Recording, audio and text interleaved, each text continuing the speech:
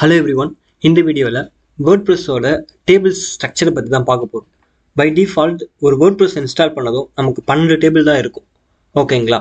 இப்போது இதில் ரொம்ப மெயினான டேபிள் என்னென்னு பார்ப்போம். ஃபஸ்ட்டு WP ஆப்ஷன்ஸ் அப்படின்ற டேபிள் இருக்கும். இதில் தான் நம்ம சைட் யூஆர்எல், ஹோம் யூஆர்எல், அதுக்கப்புறம் அட்மினோட இமெயில்ஸு, ப்ளகின்ஸ், எத்தனை ப்ளகின்ஸ் ஆக்டிவாக இருக்குது, மெனுஸு, ஸோ இந்த மாதிரியான டேட்டாஸ் எல்லாமே இந்த டேபிளில் தான் சேவ் ஆகியிருக்கும். இது அப்படியே நெக்ஸ்ட் கொடுக்குறப்போ ஸோ ஒன்று உங்களுக்கு தெரியும். பெர்மாலிங்க் ஸ்ட்ரக்சரு, ஆக்டிவ் பிளகின்ஸ் எத்தனை அப்படின்ற எல்லாமே இந்த டேபிளில் தான் சேவ் ஆகியிருக்கும். ஓகேங்களா? WP options is a very important table. அதுக்கு அடுத்தது தெரிஞ்சிக்க வேண்டிய ஒரு டேபிள் யூசர்ஸ் யூசரோட இன்ஃபர்மேஷன்ஸ் எல்லாம் இங்கே சேவ் ஆகியிருக்கும். யூசருக்கு மெட்டா இன்ஃபர்மேஷன் அப்படின்னு இருக்கும். யூசரோட மெட்டாஸ், ஸோ அவங்களோட நிக் நேமு, சப்ஃபீல்ட்ஸாக நம்ம வைக்கிற எல்லாமே இந்த டேபிளில் தான் சேவ் ஆகியிருக்கும். இவங்களோட ரோல்ஸ் என்ன, செஷனில் இருக்காங்களா இல்லையா, இந்த அட்மின்க்கு என்ன கலரு அப்படின்ற இந்த டீட்டெயில்ஸ் எல்லாமே. அதுக்கு அடுத்தது முக்கியமான table WP post meta and WP post. ஓகேங்களா? நம்ம வேர்ட்ப்ரெஸ்ஸில் எந்த பேஜஸ் நம்ம போட்டாலுமே அது இந்த டேபிளில் தான் சேவ் ஆகும். போஸ்ட்டும் சரி, பேஜும் சரி. ஓகேங்களா? அந்த பேஜோட இன்ஃபர்மேஷன்ஸ் எல்லாமே இந்த டேபிளில் தான் இருக்கும். இது போஸ்ட் டைப் அப்படின்ற அந்த ஒரு காலமை வச்சு தான் அது என்ன போஸ்ட் டைப்பு அப்படின்னு தெரியும். நம்ம கஸ்டம் போஸ்ட் டைப்லாம் கிரியேட் பண்ணியிருப்போம்ல, அது எல்லாமே இந்த காலம் வச்சு தான் அது டிஃபைன் பண்ணிக்கும். ஓகேங்களா? அதுக்கு அடுத்தது முக்கியமான டேபிள் பார்த்தீங்கன்னா கமெண்ட்ஸ் மெட்டா. வேர்ட்ப்ரெஸ்ஸில் ஒரு கமெண்ட்ஸும் பை டிஃபால்ட் வர்றது எல்லாமே இந்த டேபிளில் தான் சேவ் ஆகியிருக்கும்.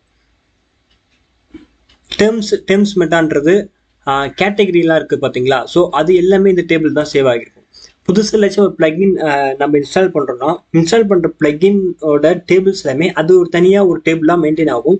ஒரு சிலது இந்த டேபிள்லே அப்பன் பண்ணிப்பாங்க. அவ்வளோதான் தெரிஞ்சிக்க வேண்டிய முக்கியமான டேபிள்ஸ் இன் வேர்ட்ப்ரெஸ். ஓகேங்களா? இப்போது ஏதாச்சும் ஒரு டேட்டாவை இன்சர்ட் பண்ணிட்டு அது கரெக்டாக இந்த டேபிளில் தான் இன்சர்ட் ஆகுதா அப்படின்னு செக் பண்ணி பார்க்கலாம். ஃபஸ்ட்டு நான் பேஜஸ் வரேன். பேஜஸ் ஆட் நியூ அப்படின்னு கொடுக்குறேன். டெஸ்ட் பேஜ் அப்படின்னு கொடுத்துட்டோம்னா பப்ளிஷ் கொடுக்குறேன். இப்போது இதோட ஐடியை போய் நம்ம செக் பண்ணி பார்க்க போகிறோம். இதுக்கு கிரியேட் ஆன போஸ்ட் ஐடி 5 எல்லாத்துலேயும் பார்த்தீங்கன்னா போஸ்ட் ஐடி அப்படின்றதான் இருக்கும். இப்போ நான் போஸ்ட் அப்படின்ற இந்த டேபிளுக்கு வரேன். இதில் டெஸ்ட் பேஜ் நம்ம கிரியேட் பண்ணியிருக்கிற அந்த பேஜ் இங்கே வந்திருக்கு. இதோட ஸ்டேட்டஸ் பப்ளிஷ் அப்படின்னு இருக்கு. இதில் டிராஃப்டில் சேஞ்ச் பண்ணுறேன் அப்படின்னாக்கா பப்ளிக்ல இருந்து இதை ப்ரைவேட்டு அப்படின்னு ஏதாவது சேஞ்ச் பண்ணுறேன் அப்படின்னாலுமே இந்த டேபிளில் இது அஃபெக்ட் ஆகும். இப்போ இதோட போஸ்ட் ஸ்டேட்டஸ் ப்ரைவேட்டு. இதோட போஸ்ட் டைப் என்னன்னு பார்த்தீங்கன்னா பேஜின்னு செட் ஆகிருக்கும். போஸ்ட் டைப்பு இதோட பேஜ். இதே தான் போஸ்ட்டுக்கும் இது தான் நடக்கும். ஓகேங்களா? ஸோ அதுக்கடுத்து இந்த செட்டிங்ஸை நம்ம சேஞ்ச் பண்ணுறது எல்லாமே நமக்கு WP ஆப்ஷன்ஸ் அப்படின்ற இந்த டேபிளில் தான் போய் சேவ் ஆகும். WP options. ஸோ ஒரு சில இன்ஃபர்மேஷன்ஸ் நம்ம ஏதாச்சும் தெரியல அப்படின்றப்போ நம்ம இந்த இடத்துல தான் ஃபஸ்ட்டு சர்ச் பண்ணணும். இது எந்த இடத்துல பெர்மாலிங்க் ஸ்ட்ரக்சர் அப்படின்ற ஒரு காலம் இருக்கும். அதில் தான் நம்ம சேஞ்ச் பண்ணுற பெர்மாலிங்கோட ஸ்ட்ரக்சர்ஸ் எல்லாம் சேஞ்ச் ஆகும். ஸோ இப்போ இயரு, மந்த்து, டே அப்படின்ற ஃபார்மேட்டில் இருக்குது. நான் இப்போ இது போஸ்ட் நேம் அப்படின்ற இந்த ஸ்ட்ரக்சருக்கு மாற்றிடுறேன். சேவ் சேஞ்சஸ் கொடுக்குறேன். இப்போ என்ன நடந்திருக்குன்னு பார்க்கலாம். இப்போ நான் ரெஃப்ரெஷ் பண்ணுறேன். ஸோ இந்த இடத்துல நம்மளுக்கு பெர்மாலிங்க் ஸ்ட்ரக்சரு மாறி இருக்கு. இது எல்லாமே மெட்டா கீ, மெட்டா வேல்யூ அப்படின்ற அந்த ஒரு காலமை பேஸ் பண்ணி தான் இருக்கும். இப்போ நான் புதுசாக ஒரு பிளகின் இன்ஸ்டால் பண்ணுறேன். இப்போ ஆல்ரெடி நமக்கு டேபிளில் டேட்டாபேஸில் 12 டேபிள் தான் இருக்குது. இப்போ புதுசாக நான் ஏதோ ஒரு பிளகின் இன்ஸ்டால் பண்ணுறப்போ அதில் ஏதாச்சும் டேபிள் இருந்துச்சுன்னா அவங்க டேபிளில் இன்சர்ட் பண்ணி விடுவாங்க, டேட்டாபேஸில் இன்சர்ட் பண்ணி விட்ருவாங்க. ஸோ இதுக்கு இருக்குதான்னு எனக்கு தெரியல, செக் பண்ணி பார்ப்போம். ஸோ கிளாசிக் எடிட்டர் நான் ஆட் பண்ணியிருக்கேன்.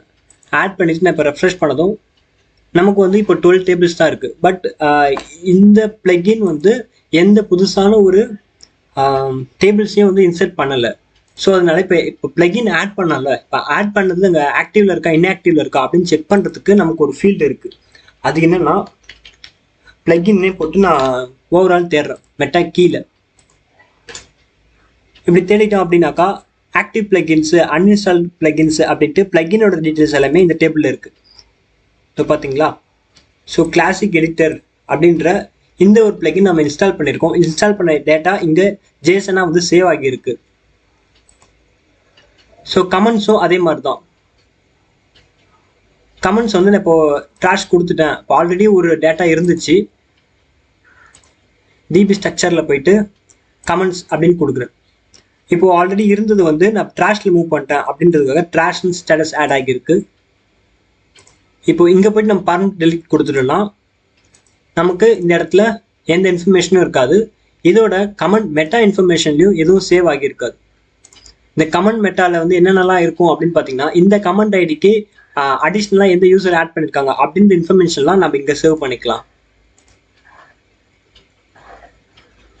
ஸோ மீடியா ஏதாச்சும் ஆட் பண்ணுறோம் அப்படின்னாலுமே இந்த மீடியா வந்து எங்கே ஆட் ஆகும் அப்படின்னு பார்க்கலாம். ஸோ இப்போதைக்கு லோக்கலில் நான் இந்த இமேஜ் வச்சிடல போல இருக்கு.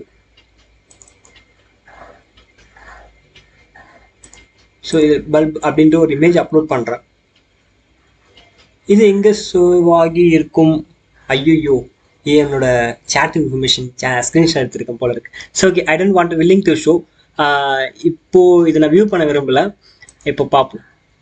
ஸோ இது எந்த டேபிளில் சேவ் ஆகியிருக்கும் அப்படின்றப்போ டேர்ம்ஸ்ன்னு டேர்ம்ஸ் கிடையாது. இது வந்து இந்த இன்ஃபர்மேஷன் WP போஸ்ட்டில் போனால் இங்கேயும் இல்லை. Okay, let me check.